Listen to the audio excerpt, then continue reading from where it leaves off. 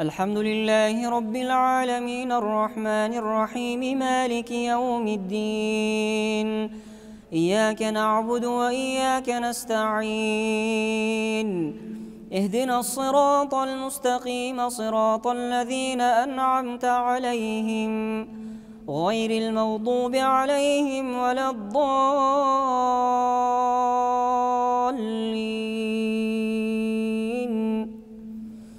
سيقول السفهاء من الناس ما ولاهم عن قبلتهم التي كانوا عليها قل لله المشرق والمغرب يهدي من يشاء إلى صراط مستقيم. وكذلك جعلناكم أمة وسطا لتكونوا شهداء على الناس ويكون الرسول عليكم شهيدا. وما جعلنا القبلة التي كنت عليها إلا لنعلم من يتبع الرسول ممن ينقلب على عقبيه وإن كانت لكبيرة إلا على الذين هدى الله وما كان الله ليضيع إيمانكم إن الله بالناس لرءوف رحيم. قد نرى تقلب وجهك في السماء فلنولينك قبلة ترضاها فول وجهك شطر المسجد الحرام وحيث ما كنتم فولوا وجوهكم شطره وإن الذين أوتوا الكتاب ليعلمون أنه الحق من ربهم وما الله بغافل عما يعملون. ولئن أتيت الذين أوتوا الكتاب بكل آية ما تبعوا قبلتك وما أنت بتابع قبلتهم وما بعضهم بتابع قبلة بعض. ولئن اتبعت أهواءهم من بعد ما جاءك من العلم إنك إذا لمن الظالمين. الذين آتيناهم الكتاب يعرفونه كما يعرفون أبناءهم وإن فريقا منهم ليكتمون الحق وهم يعلمون. الحق من ربك فلا تكونن من الممترين. ولكل وجهة هو موليها فاستبقوا الخيرات أينما تكونوا يأت بكم الله جميعا إن الله على كل شيء قدير. ومن حيث خرجت فول وجهك شطر المسجد الحرام وإنه للحق من ربك وما الله بغافل عما تعملون. ومن حيث خرجت فول وجهك شطر المسجد الحرام وحيث ما كنتم فولوا وجوهكم شطره لئلا يكون للناس عليكم حجة إلا الذين ظلموا منهم فلا تخشوهم واخشوني ولأتم نعمتي عليكم ولعلكم تهتدون. كما أرسلنا فيكم رسولا منكم يتلو عليكم آياتنا ويزكيكم ويعلمكم الكتاب والحكمة ويعلمكم ما لم تكونوا تعلمون. فاذكروني أذكركم واشكروا لي ولا تكفرون. يا أيها الذين آمنوا استعينوا بالصبر والصلاة إن الله مع الصابرين. ولا تقولوا لمن يقتل في سبيل الله أموات بل أحياء ولكن لا تشعرون. ولنبلونكم بشيء من الخوف والجوع ونقص من الأموال والأنفس والثمرات وبشر الصابرين الذين إذا أصابتهم مصيبة قالوا إنا لله وإنا إليه راجعون أولئك عليهم صلوات من ربهم ورحمة وأولئك هم المهتدون إن الصفا والمروة من شعائر الله فمن حج البيت أو اعتمر فلا جناح عليه أن يطوف بهما ومن تطوع خيرا فإن الله شاكر عليم إن الذين يكتمون ما أنزلنا من البينات والهدى من بعد ما بيناه للناس في الكتاب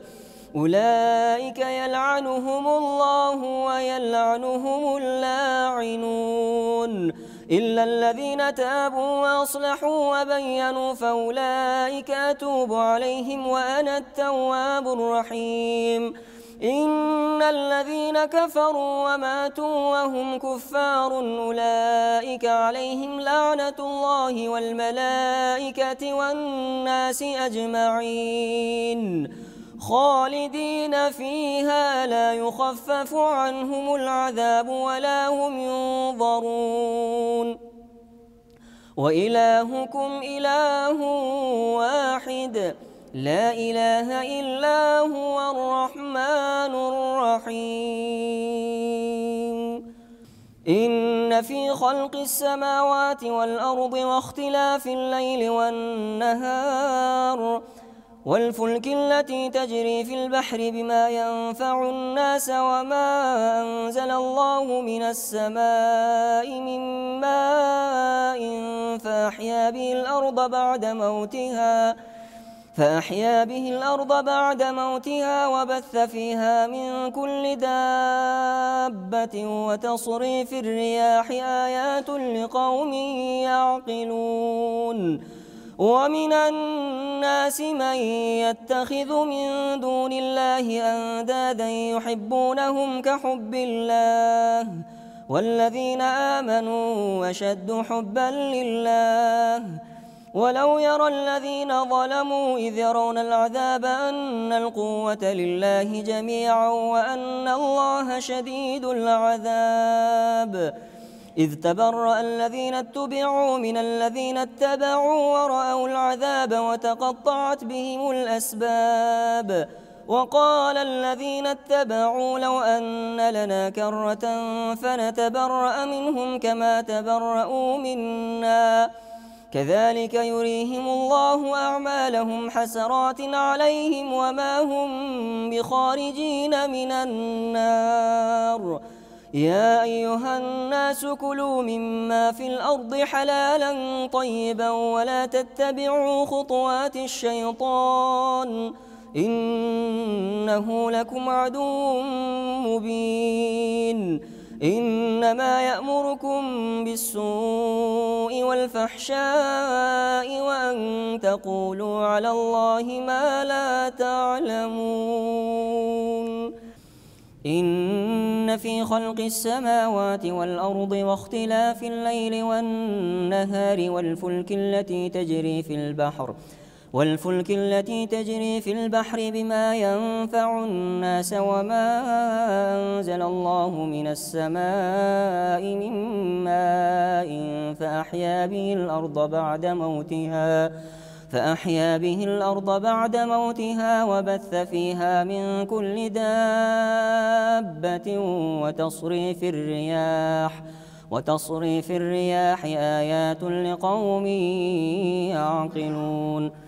وتصريف الرياح والسحاب المسخر بين السماء والأرض لآيات لقوم يعقلون وإذا قيل لهم تعالوا إلى ما أنزل الله وإلى الرسول قالوا حسبنا ما وجدنا عليه آباءنا أولو كان آباؤهم لا يعقلون شيئا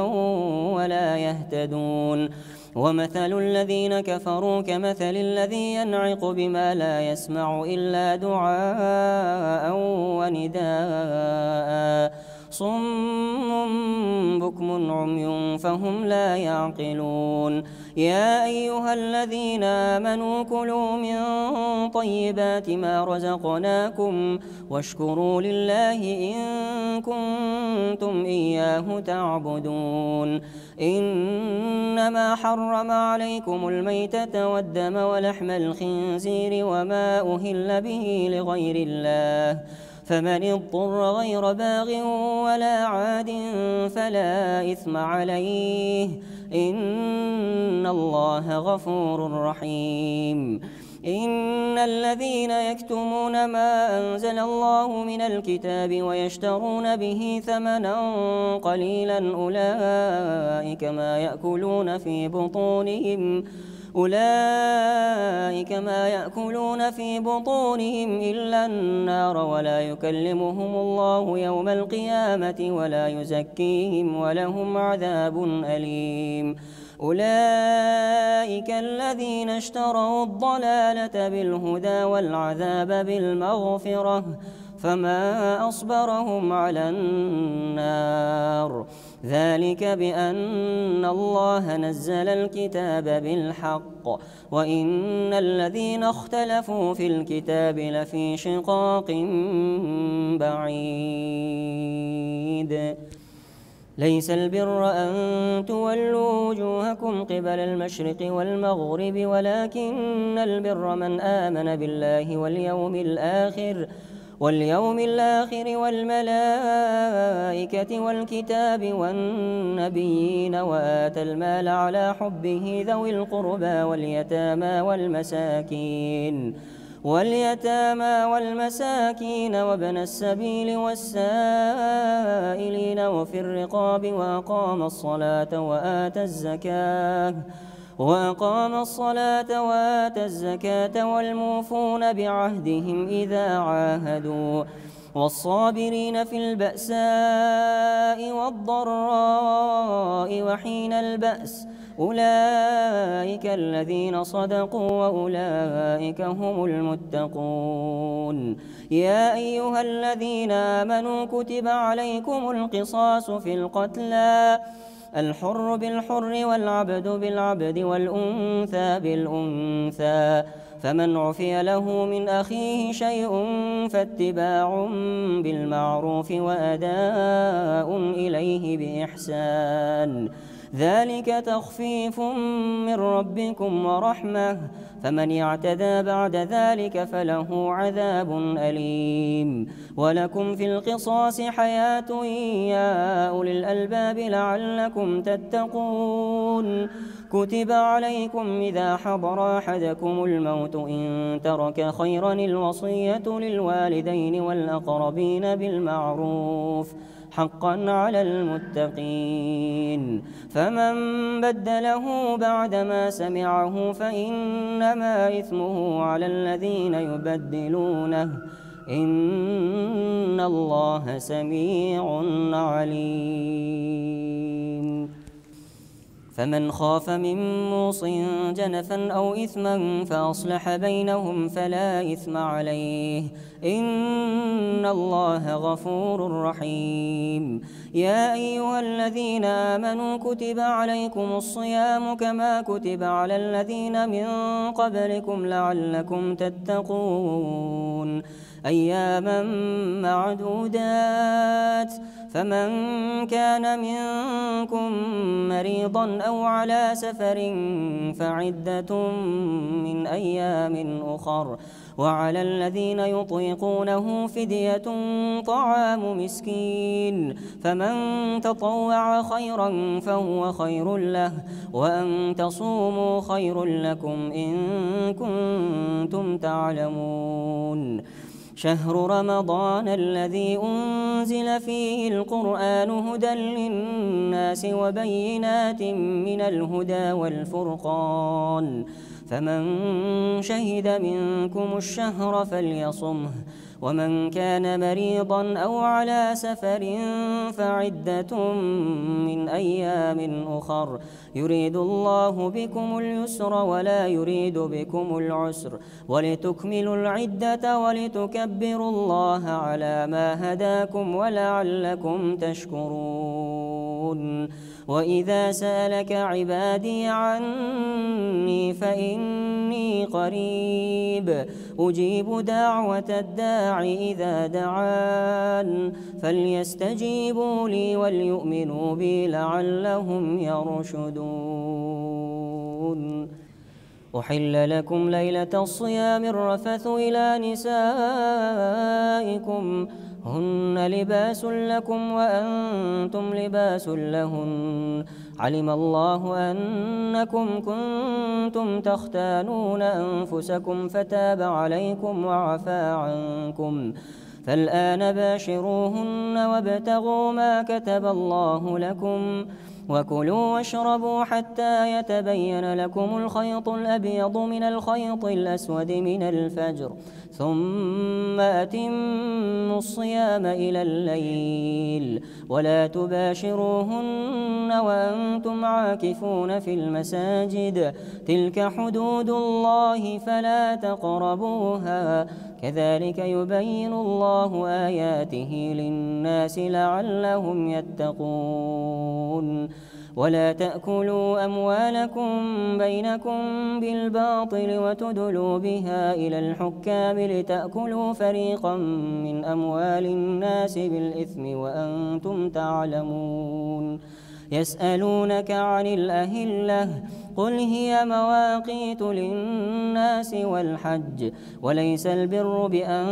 تأتوا البيوت من ظهورها ولكن البر من اتقى وأتوا البيوت من أبوابها واتقوا الله لعلكم تفلحون. وقاتلوا في سبيل الله الذين يقاتلونكم ولا تعتدوا إن الله لا يحب المعتدين.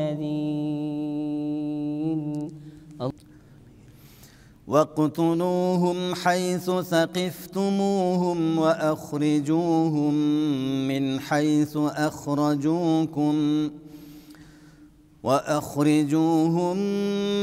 حيث أخرجوكم والفتنة أشد من القتل ولا تقاتلوهم عند المسجد الحرام حتى يقاتلوكم فيه فإن قاتلوكم فاقتلوهم كذلك جزاء الكافرين. فإن انتهوا فإن الله غفور رحيم. وقاتلوهم حتى لا تكون فتنة ويكون الدين لله فإن انتهوا فلا عدوان إلا على الظالمين. الشهر الحرام بالشهر الحرام والحرمات قصاص فمن اعتدى عليكم فاعتدوا عليه بمثل ما اعتدى عليكم واتقوا الله واعلموا أن الله مع المتقين. وأنفقوا في سبيل الله ولا تلقوا بأيديكم إلى التهلكة وأحسنوا إن الله يحب المحسنين. وأتموا الحج والعمرة لله فإن أحصرتم فما استيسر من الهدي ولا تحلقوا رؤوسكم حتى يبلغ الهدي محله فمن كان منكم مريضا أو به أذى من رأسه ففدية من صيام أو صدقة أو نسك فإذا أمنتم فمن تمتع فإذا أمنتم فمن تمتع بالعمرة إلى الحج فما استيسر من الهدي، فمن لم يجد فصيام 3 أيام في الحج و7 إذا رجعتم، تلك 10 كاملة، ذلك لمن لم يكن أهله حاضر المسجد الحرام، واتقوا الله واعلموا أن الله شديد العقاب. الحج أشهر معلومات، فمن فرض فيهن الحج فلا رفث ولا فسوق ولا جدال في الحج، وما تفعلوا من خير يعلمه الله، وتزودوا فإن خير الزاد التقوى، واتقون يا أولي الألباب. ليس عليكم جناح أن تبتغوا فضلا من ربكم، فإذا أفضتم من عرفات فاذكروا الله عند المشعر الحرام، واذكروه كما هداكم وإن كنتم من قبله لمن الضالين.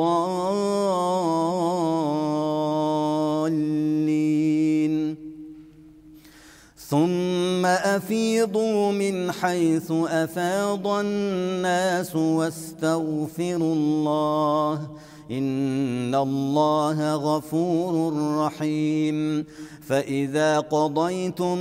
مناسككم فاذكروا الله كذكركم آباءكم أو أشد ذكرًا. فمن الناس من يقول ربنا آتنا في الدنيا وما له في الآخرة من خلاق، ومنهم من يقول ربنا آتنا في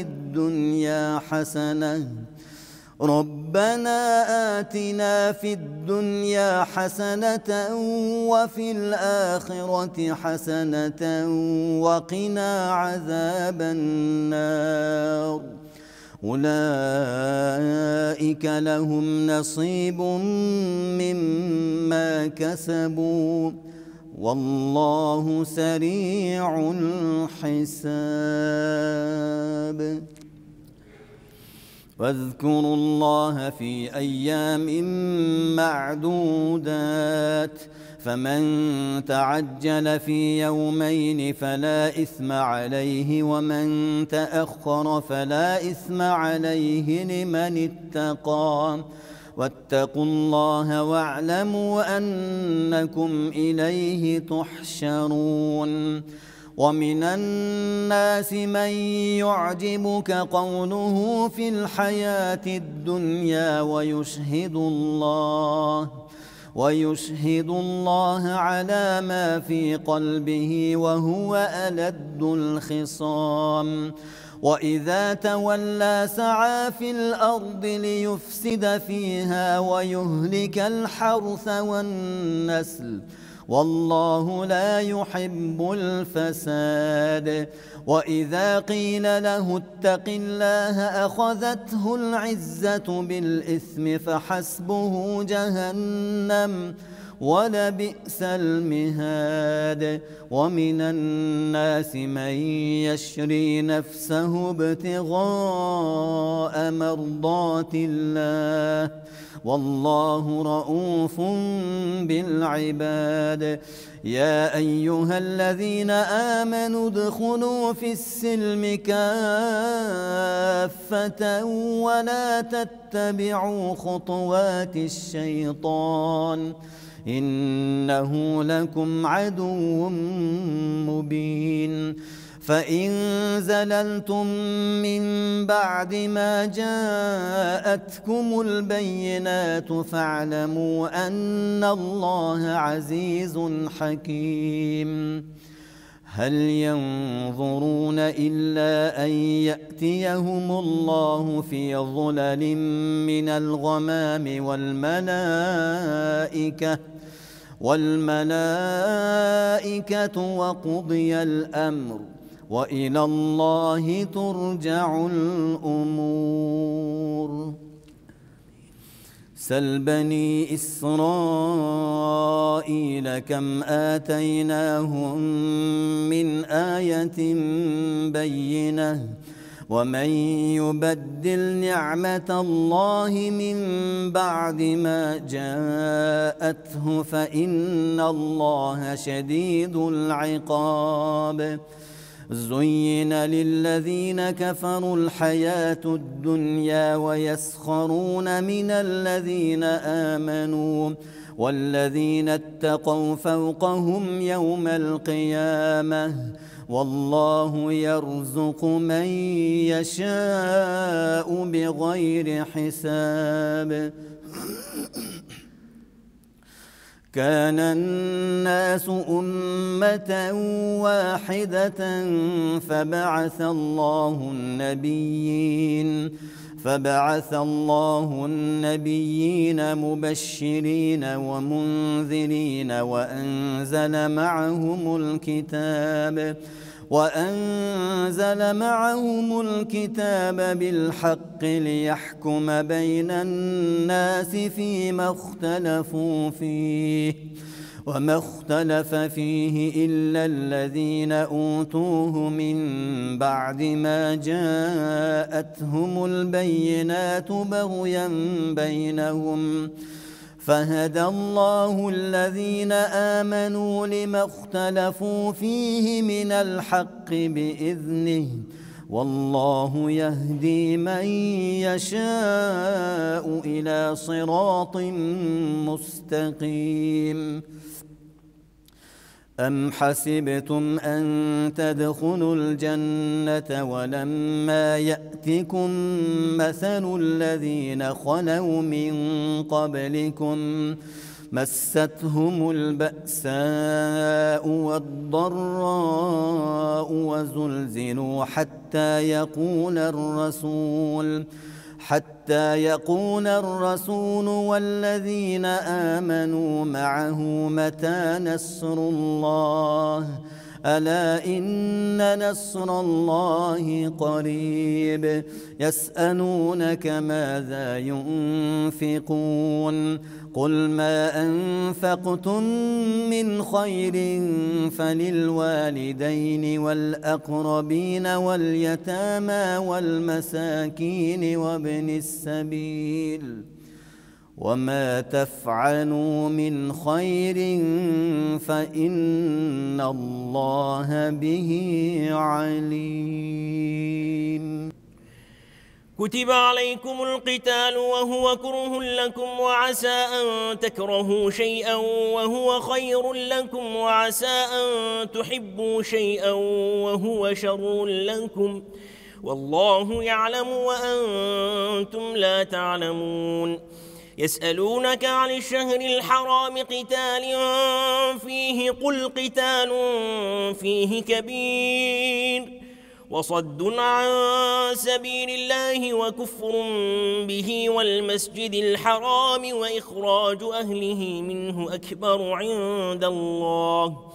والفتنة أكبر من القتل ولا يزالون يقاتلونكم حتى يردوكم عن دينكم إن استطاعوا ومن يرتدد منكم عن دينه فيمت وهو كافر فأولئك حبطت أعمالهم في الدنيا والآخرة وأولئك أصحاب النار هم فيها خالدون. إن الذين آمنوا والذين هاجروا وجاهدوا في سبيل الله أولئك يرجون رحمة الله والله غفور رحيم. يسألونك عن الخمر والميسر قل فيهما إثم كبير ومنافع للناس وإثمهما أكبر من نفعهما ويسألونك ماذا ينفقون قل العفو كذلك يبين الله لكم الآيات لعلكم تتفكرون في الدنيا والآخرة ويسألونك عن اليتامى قل إصلاح لهم خير وإن تخالطوهم فإخوانكم والله يعلم المفسد من المصلح ولو شاء الله لأعنتكم إن الله عزيز حكيم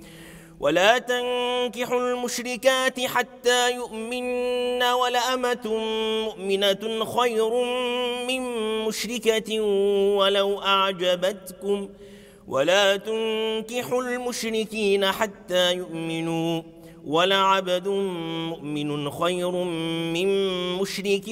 ولو أعجبكم أولئك يدعون إلى النار والله يدعو إلى الجنة والمغفرة بإذنه ويبين آياته للناس لعلهم يتذكرون ويسألونك عن المحيض قل هو أذى فاعتزلوا النساء في المحيض ولا تقربوهن حتى يطهرن فإذا تطهرن فأتوهن من حيث أمركم الله إن الله يحب التوابين ويحب المتطهرين نساؤكم حرث لكم فأتوا حرثكم أنى شئتم وقدموا لأنفسكم واتقوا الله واعلموا أنكم ملاقوه وبشر المؤمنين ولا تجعلوا الله عرضة لأيمانكم أن تبروا وتتقوا وتصلحوا بين الناس والله سميع عليم لا يؤاخذكم الله باللغو في أيمانكم ولكن يؤاخذكم بما كسبت قلوبكم والله غفور حليم للذين يؤلون من نسائهم تربص 4 أشهر فإن فاءوا فإن الله غفور رحيم وإن عزموا الطلاق فإن الله سميع عليم والمطلقات يتربصن بأنفسهن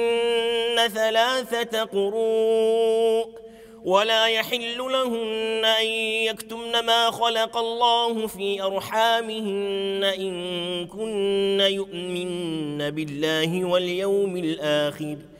وبعولتهن أحق بردهن في ذلك إن أرادوا إصلاحا ولهن مثل الذي عليهن بالمعروف وللرجال عليهن درجة والله عزيز حكيم الطلاق 2 فإمساك بمعروف أو تسريح بإحسان ولا يحل لكم أن تأخذوا مما آتيتموهن شيئا إلا أن يخافا ألا يقيما حدود الله فإن خفتم ألا يقيما حدود الله فلا جناح عليهما فيما افتدت به تلك حدود الله فلا تعتدوها ومن يتعد حدود الله فأولئك هم الظالمون فإن طلقها فلا تحل له من بعد حتى تنكح زوجا غيره فإن طلقها فلا جناح عليهما أن يتراجعا إن ظنا أن يقيما حدود الله وتلك حدود الله يبينها لقوم يعلمون الله أكبر سمع الله لمن حمده الله أكبر الله أكبر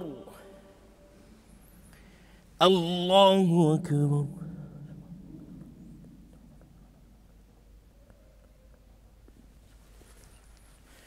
الله أكبر. الحمد لله رب العالمين الرحمن الرحيم مالك يوم الدين إياك نعبد وإياك نستعين اهدنا الصراط المستقيم صراط الذين أنعمت عليهم غير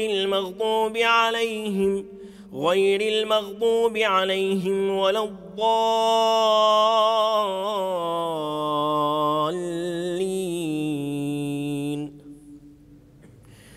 وإذا طلقتم النساء فبلغن أجلهن فأمسكوهن بمعروف أو سرحوهن بمعروف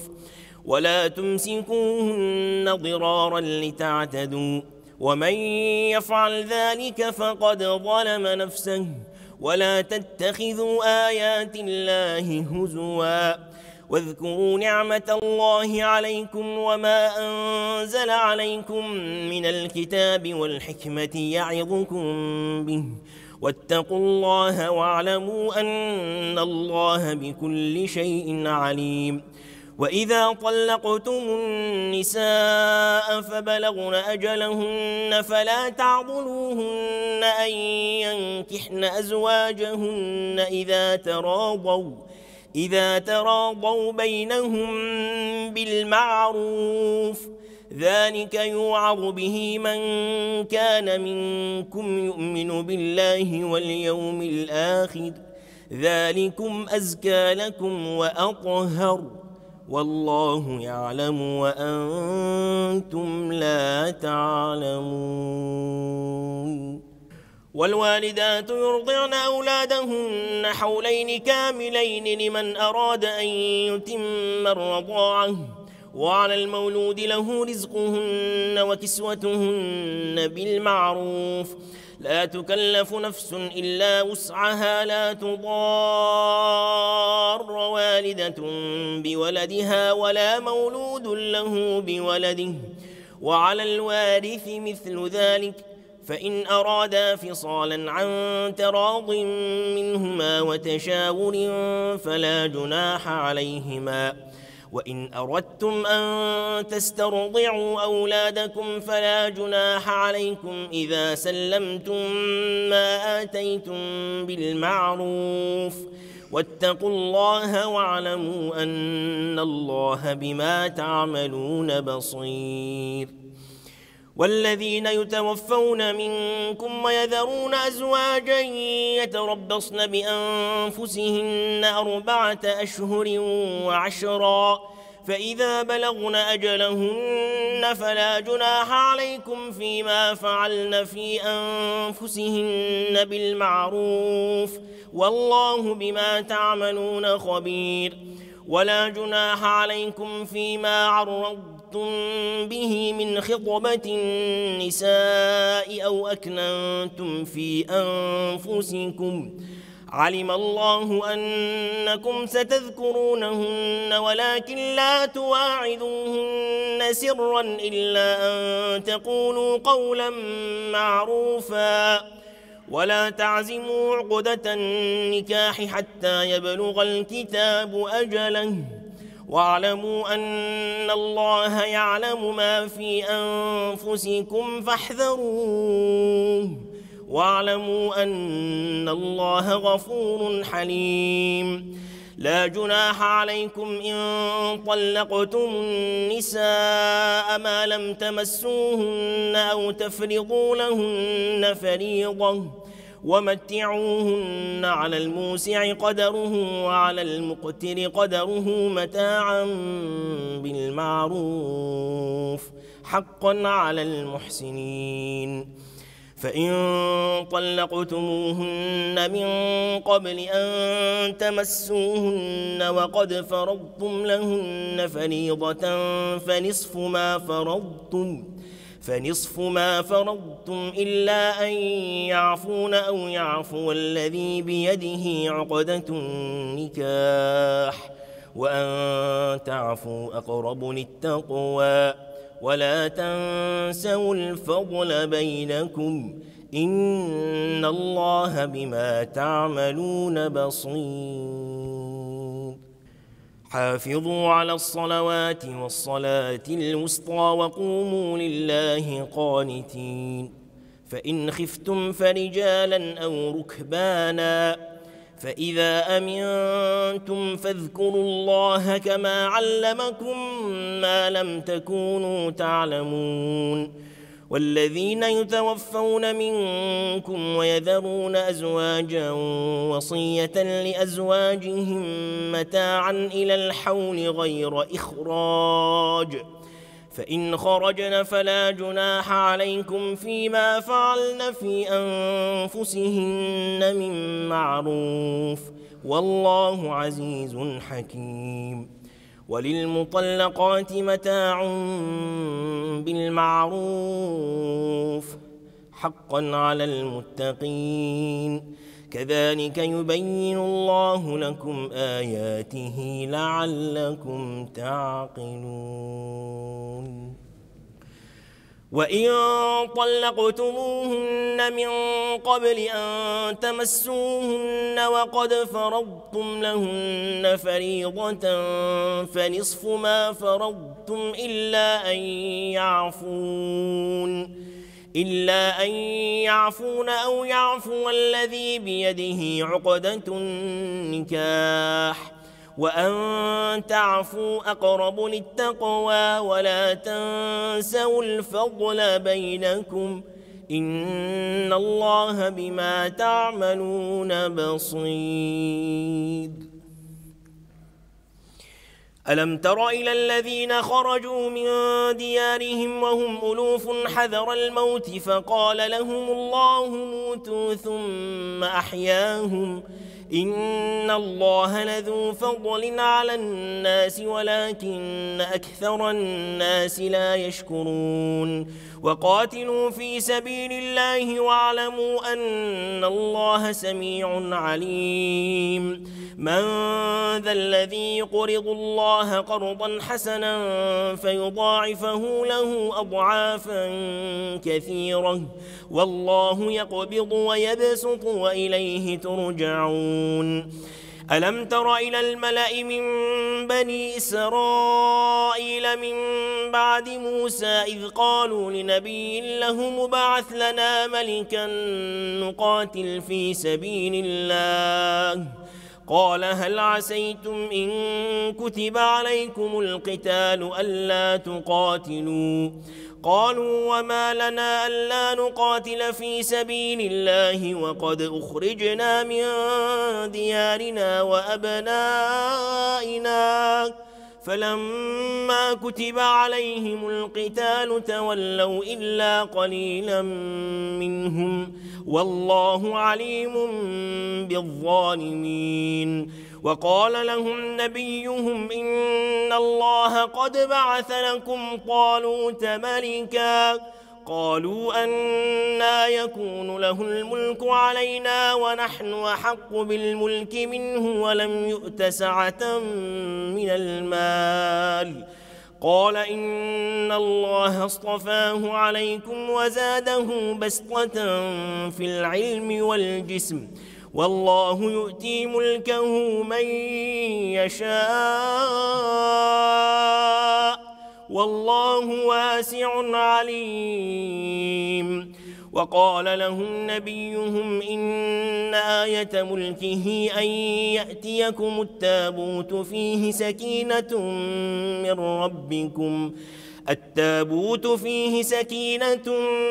ربكم وبقية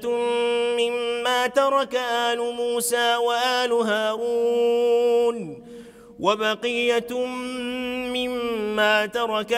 موسى وآل هارون تحمله الملائكة إن في ذلك لآية لكم إن كنتم مؤمنين. فلما فصل طالوت بالجنود قال إن الله مبتليكم بنهر فمن شرب منه فليس مني ومن لم يطعمه فإنه مني إلا من اغترف غرفة بيده فشربوا منه إلا قليلا منهم فلما جاوزه هو والذين آمنوا معه قالوا لا طاقة لنا اليوم بجالوت وجنوده قال الذين يظنون أنهم ملاقو الله كم من فئة قليلة غلبت فئة كثيرة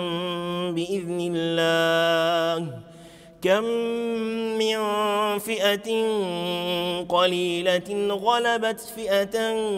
كثيرة بإذن الله والله مع الصابرين ولما برزوا لجالوت وجنوده قالوا ربنا أفرغ علينا صبرا وثبت أقدامنا وانصرنا على القوم الكافرين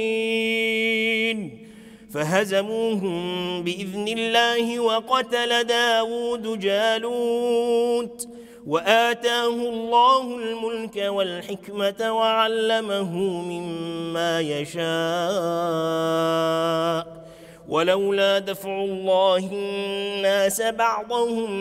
ببعض لفسدت الأرض ولكن الله ذو فضل على العالمين تلك آيات الله نتلوها عليك بالحق وإنك لمن المرسلين